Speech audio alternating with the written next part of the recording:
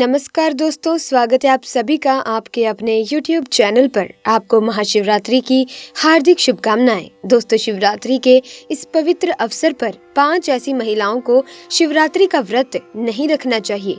भगवान शिव हो जाते हैं क्रोधित। ऐसे व्यक्तियों की पूजा कभी स्वीकार नहीं करते महादेव। इसे शास्त्रों में घोर पाप माना जाता है। तो चलिए जान लेते हैं आज की इस वीडियो में कि ऐसी कौन सी महिलाएं हैं जिन्हें महाशिवरात्रि का व्रत नहीं करना चाहिए। दोस्तों, नंबर 1, मन में क्रूर विचार। एक दुष्ट व्यक्ति महाशिवरात्रि के इस पावन महीने से हमेशा दूर रहे। ऐसे व्यक्ति की पूजा कभी स्वीकार नहीं करते महादेव। अगर हम शास्त्रों की माने तो अगर आपके मन में गलत विचार आते हैं और आप दूसरों के प्रति गलत भावना अपने मन में रखते हैं, ऐसे में आप हमेशा गंदा ही सोचते हैं, तो आप शिवरात्रि का व्रत कभी ना रखें। महादेव ऐसे व्यक्ति से सदैव क्रोधित रहते हैं और उनकी पूजा भी कभी स्वीकार नहीं करते। अगर आपका मन सच्चा है तभी ही शिव आपकी पुकार अवश्य सुनेंगे। दोस्तों, नंबर 2, खास तौर से पति पत्नी के लिए शिवरात्रि का व्रत रखना बहुत ही महत्वपूर्ण माना जाता है। इस व्रत को पूर्ण रूप से करने से वैवाहिक जीवन सफल हो जाता है और 7 जन्मों तक का साथ मिल जाता है। लेकिन क्या आप जानते हैं कि अगर आपने हिंदू रीति रिवाजों के साथ 7 फेरे नहीं लिए हैं तो आप शिवरात्रि के इस व्रत को नहीं रख सकते। ऐसे में आप दूर रहें। बगैर 7 फेरे लिए कोई भी प्रेमी जोड़ा इस व्रत को नहीं कर सकता।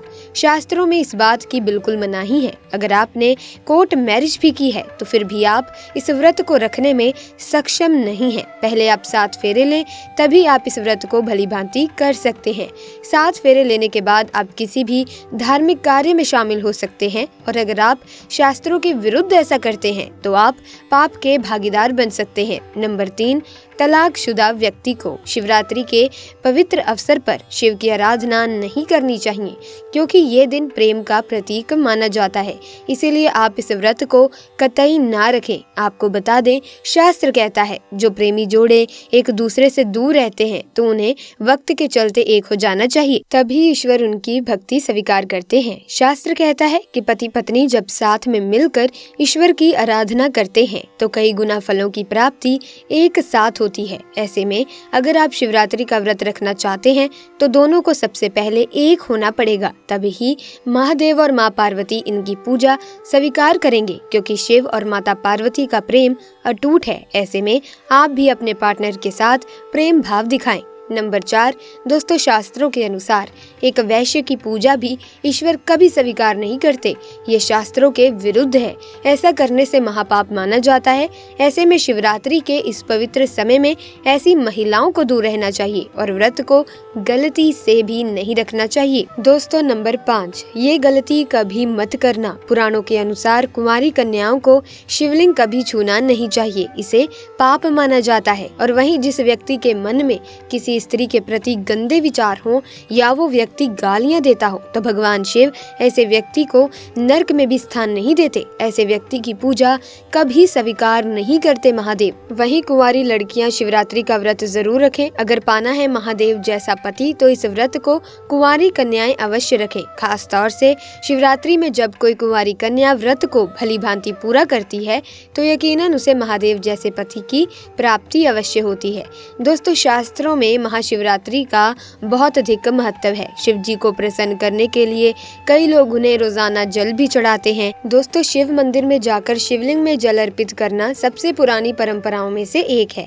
ऐसा कहा जाता है कि शिव जी को जल चढ़ाने से आपकी हर मनोकामना जल्द पूर्ण होती है। लेकिन क्या आप जानते हैं कि यदि आप शिव जी को इस खास तरीके से जल चढ़ाएंगे तो आपको इसका बहुत अधिक लाभ मिलेगा। ऐसे में ये जानना जरूरी है कि महाशिवरात्रि और प्रदोष व्रत का शुभ मुहूर्त क्या होगा। दोस्तों, प्रदोष व्रत की शुरुआत 17 फरवरी 2023 शुक्रवार को रात 11:36 पर होगी और इसका समापन 18 फरवरी 2023 दिन शनिवार को रात 8:02 पर होगा। उदय तिथि के अनुसार प्रदोष व्रत और महाशिवरात्रि व्रत 18 फरवरी को रखा जाएगा। मान्यता है कि महाशिवरात्रि का व्रत रखने से अविवाहित महिलाओं की शादी जल्दी होती है। वहीं विवाहित महिलाएं अपने सुखी जीवन के लिए लिए महाशिवरात्रि का व्रत रखती हैं। महाशिवरात्रि के संबंध में एक मान्यता है कि इस दिन भगवान शिव और माता पार्वती का विवाह हुआ था। दोस्तों, महाशिवरात्रि पर्व पर भगवान शिव को प्रसन्न करने के लिए भक्त कई उपाय करते हैं। शास्त्रों में भगवान शिव की पूजा सबसे आसान बताई गई है। मान्यता है कि भगवान शिव बेलपत्र, धतूरा और एक लोटा जल से भी खुश हो जाते हैं। शायद इसीलिए शिव भक्त महादेव की पूजा में इन 3 चीजों को कभी नहीं भूलते। यदि आप भी महाशिवरात्रि पर भगवान शिव को प्रसन्न करना चाहते हैं तो महाशिवरात्रि के इस पावन दिन पर शिव पूजा के दौरान उन्हें पंचामृत से स्नान, बेलपत्र, धतूरा अर्पण करना ना भूलें। साथ ही साथ शिवलिंग पर गन्ने का रस अवश्य चढ़ाएं ताकि आपको महादेव की पूर्ण कृपा प्राप्त हो सके। दोस्तों, ऐसा माना जाता है कि शिवरात्रि के दिन अगर आप धतूरा खा लेते हैं तो आपका व्रत संपूर्ण हो जाता है। ऐसे व्यक्ति को धन, यश सब कुछ प्राप्त हो जाता है। इस दिन आप धतूरा अवश्य खा लें। शास्त्रों के अनुसार महाशिवरात्रि के दिन सूर्य उदय से पूर्व स्नान कर स्वच्छ वस्त्र धारण करें, व्रत का संकल्प लें। दोस्तों, आप घर या शिव मंदिर में जाकर विधि विधान से शिव जी का पूजन करें। रात्रि के दिन भगवान शिव की मूर्ति या शिवलिंग को पंचामृत से स्नान कराकर विधि विधान से ही ओम नमः शिवाय मंत्र से पूजा करते हुए उन्हें बेलपत्र, धतूरा, चंदन, पुष्प, धूप, दीप आदि श्रद्धा के साथ अर्पित करें। अंत में शिव आरती और परिक्रमा कर पूजा संपन्न करें।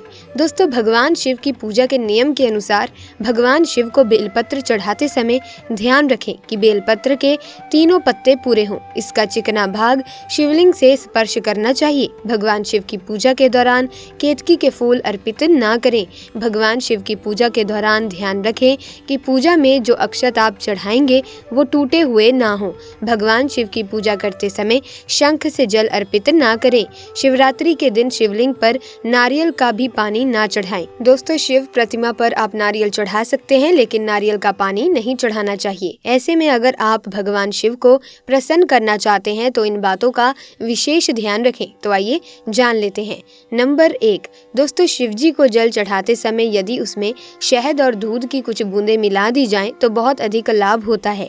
जहां एक तरफ सफेद रंग का दूध आपके जीवन में सुख और शांति लाता है, तो वहीं शहद चढ़ाने से आपके जीवन की सारी परेशानियां एक एक करके खत्म होने लगती हैं। यदि आप शिव जी से अपने प्रेमी या जीवन साथी की मनोकामना कर रहे हैं तो इसमें दूध और शहद के अतिरिक्त थोड़ा सा केसर भी मिला दें। इस तरह जब आप केसर युक्त जल से अभिषेक करेंगे तो आपकी प्रेम संबंधी समस्याएं जल्द ही हल होंगी। दोस्तों, नंबर 2, ऐसा कहा जाता है कि जो व्यक्ति सूर्य उदय होने से पहले शिव जी को जल चढ़ाता है उसकी मनोकामना शीघ्र ही पूर्ण होती है। इसका कारण यह है कि शिव जी को ऐसे भक्त बहुत रास आते हैं जो सूर्य निकलने के पहले ही उठकर स्नान कर लेते हैं।